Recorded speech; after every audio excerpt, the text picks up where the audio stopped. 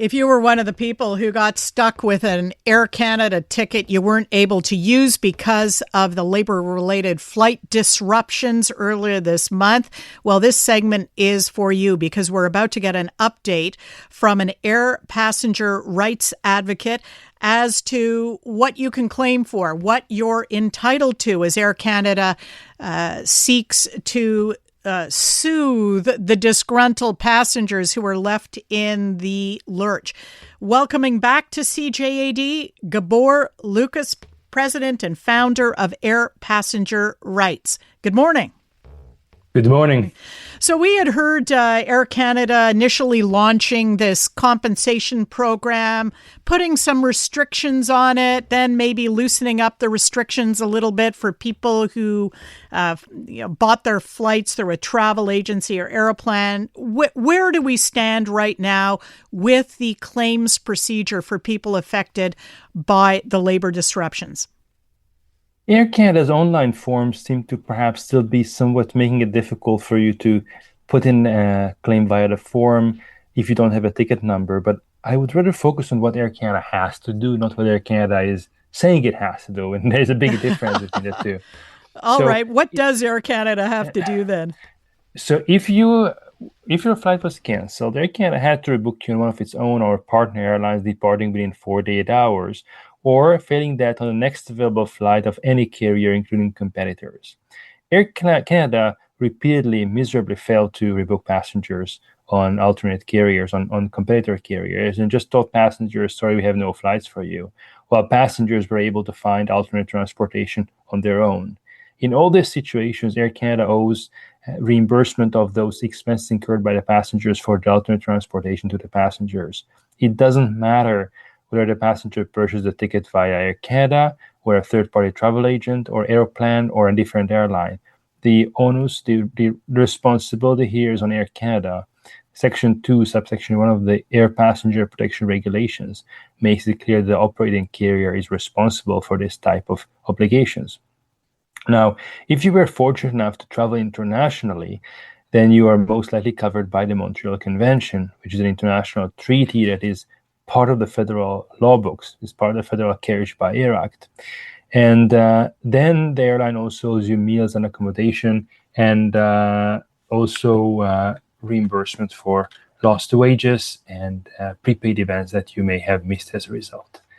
If you are lucky enough to have traveled from the European Union, including or UK or the European Economic Areas, then you're covered by the EU 261 of 2004 regulations, which on top of meals and accommodation and rebooking also requires the airline to provide you a lump sum compensation for inconvenience of €600 up to €600 or 520 British pounds.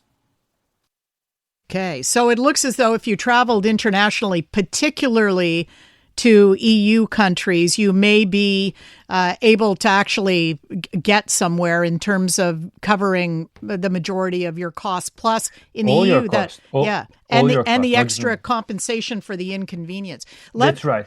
Let me throw some what ifs at you, Gabor. What if the only flight you could book after Air Canada left in the lurch was, say, the only thing available was a business class, so you took a business class even though you were flying in the cheap seats on Air Canada?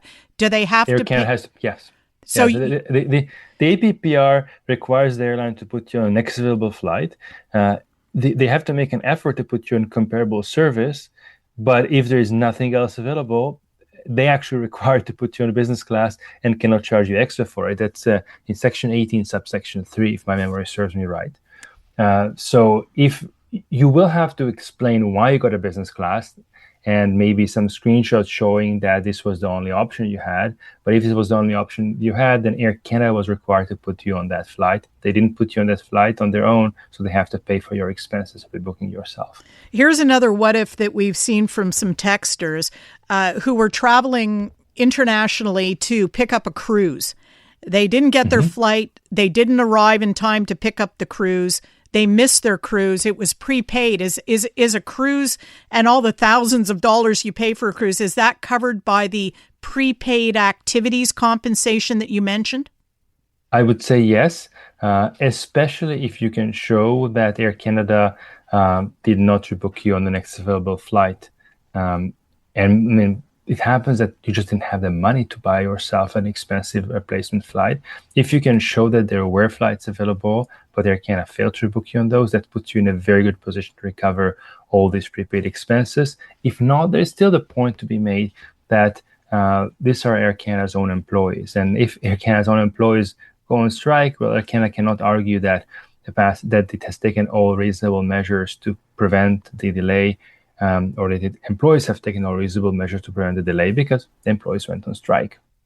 It does sound like proving some of these claims is going to be complicated. So I guess you were talking about taking screenshots of, email exchanges, or I guess you got to keep all your receipts. What else can you do to improve your chances that your claim will be accepted?